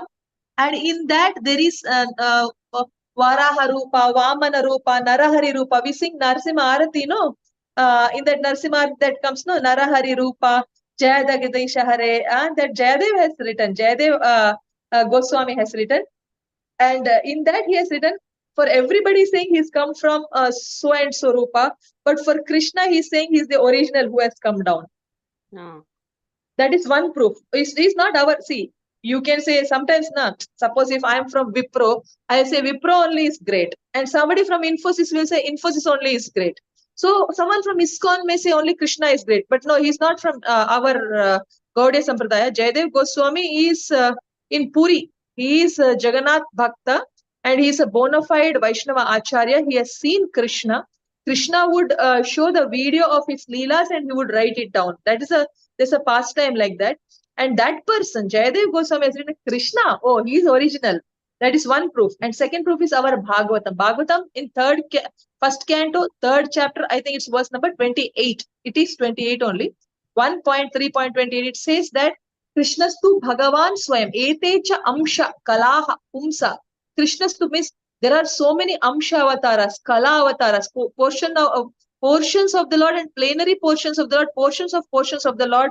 These kind of things are there of Krishna's. But when it comes to Krishna, Krishnastu, but Krishna, tu means but. Krishnastu Bhagavan Swayam. He is original Bhagavan. Everything else can be Amshas, like Mahavishnu is an Amsha, Ram is an Amsha, Kurma is an Amsha, Vamana is an Amsha.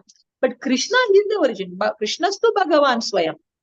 Indrari Vyakulam Lokam Vridayanti Yuge Yuge. So that's the verse that you can also refer like that. There are many places. Lord Chaitanya Mahaprabhu came to declare that Krishna is supreme, you know.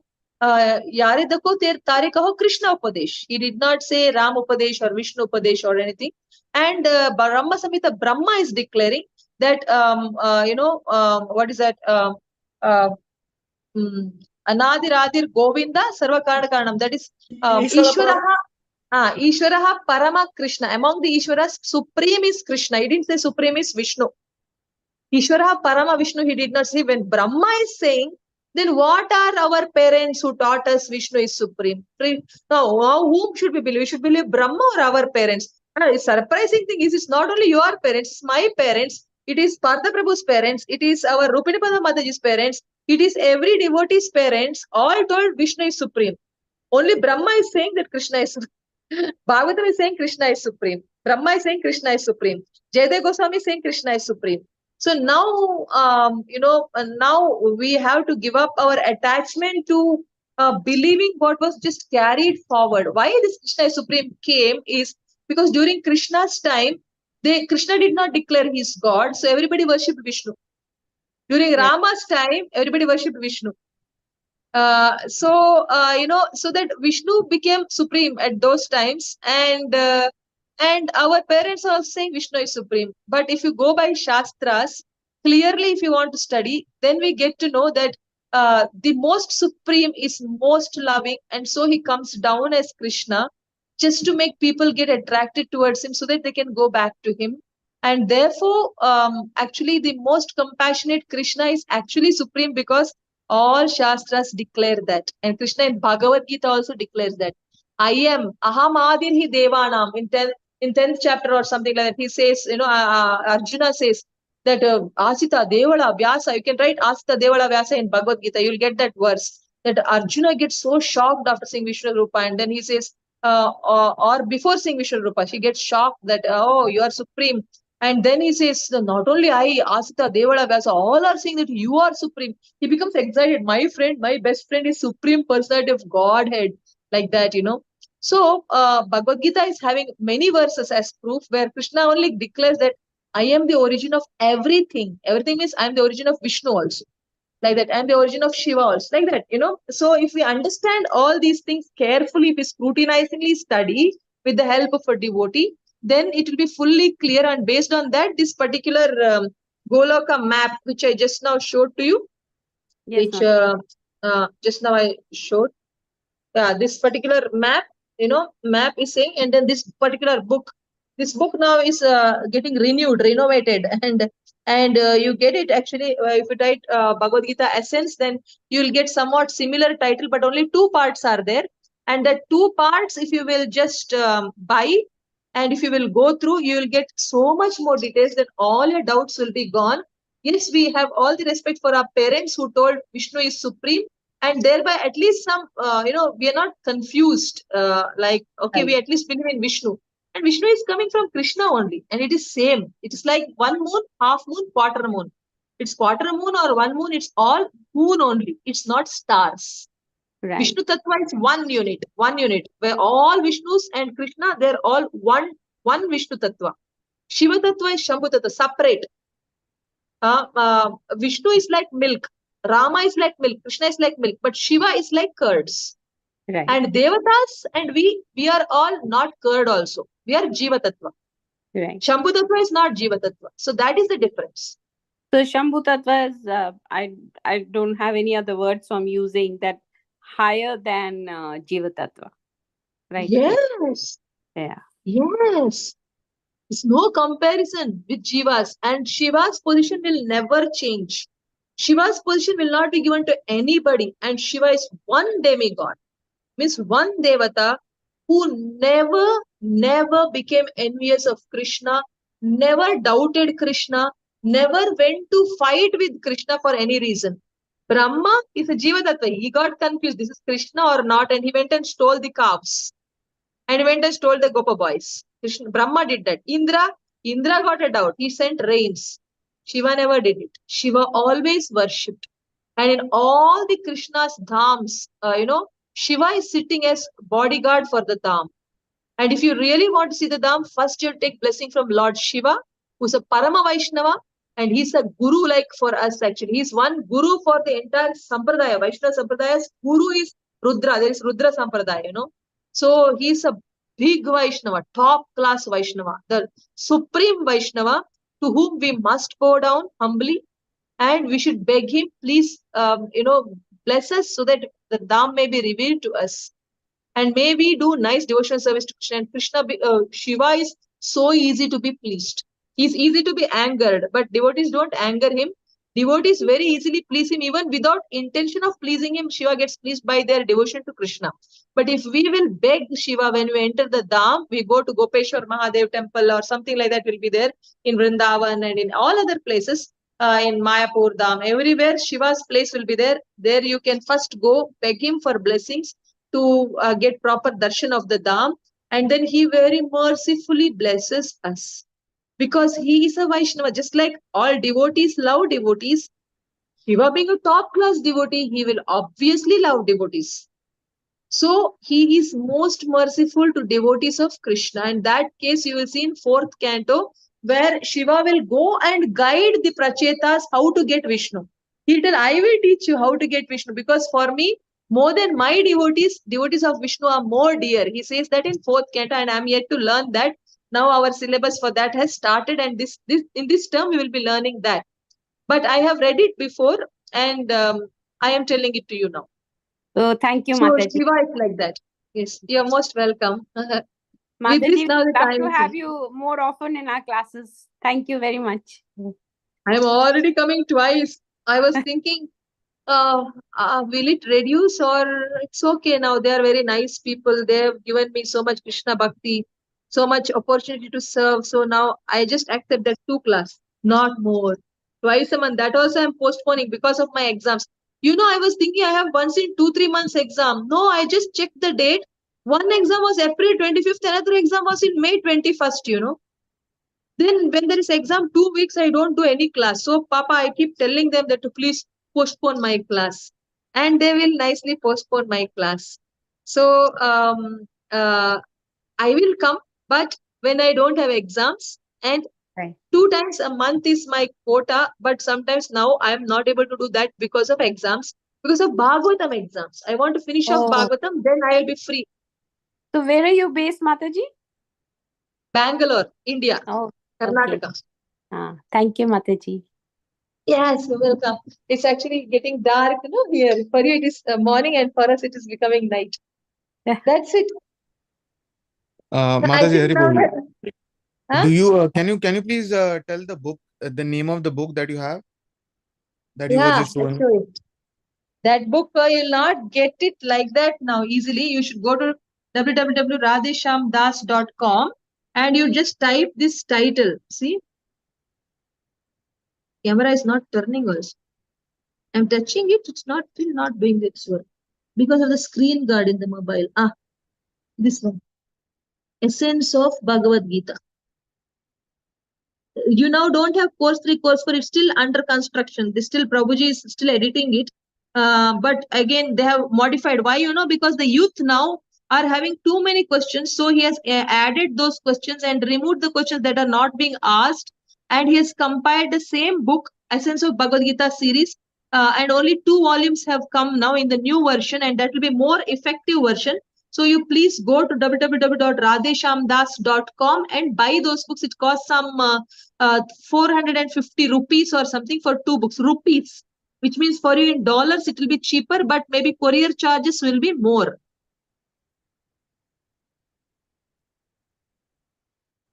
So 2 volumes are there. Buy both the volumes, and when the other 2 volumes get released, then you can buy them. Thank you, Mataji. Hare Krishna. You are welcome. Hare Krishna.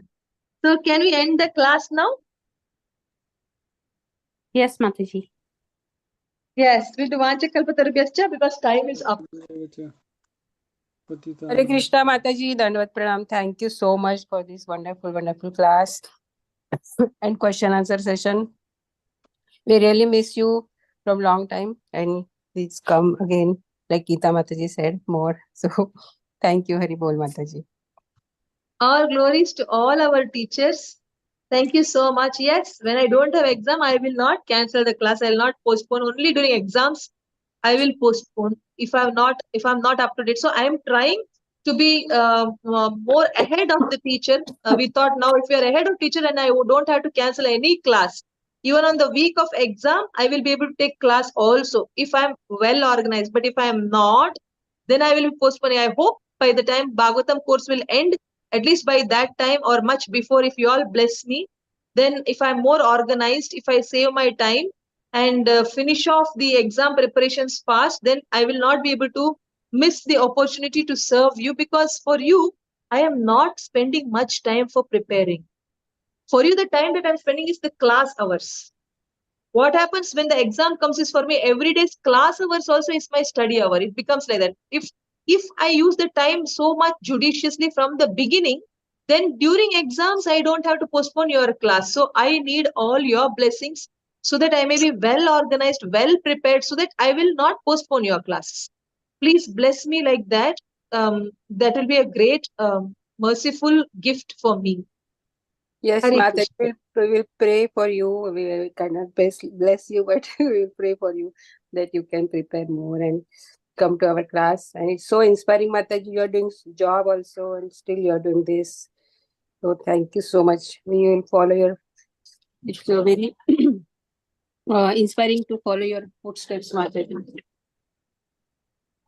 Thank Hare you so much. Krishna. I don't do any job. I'm a housewife, but studying is my job, and Yes. sharing the information is my job. That's all. And I don't do that so much.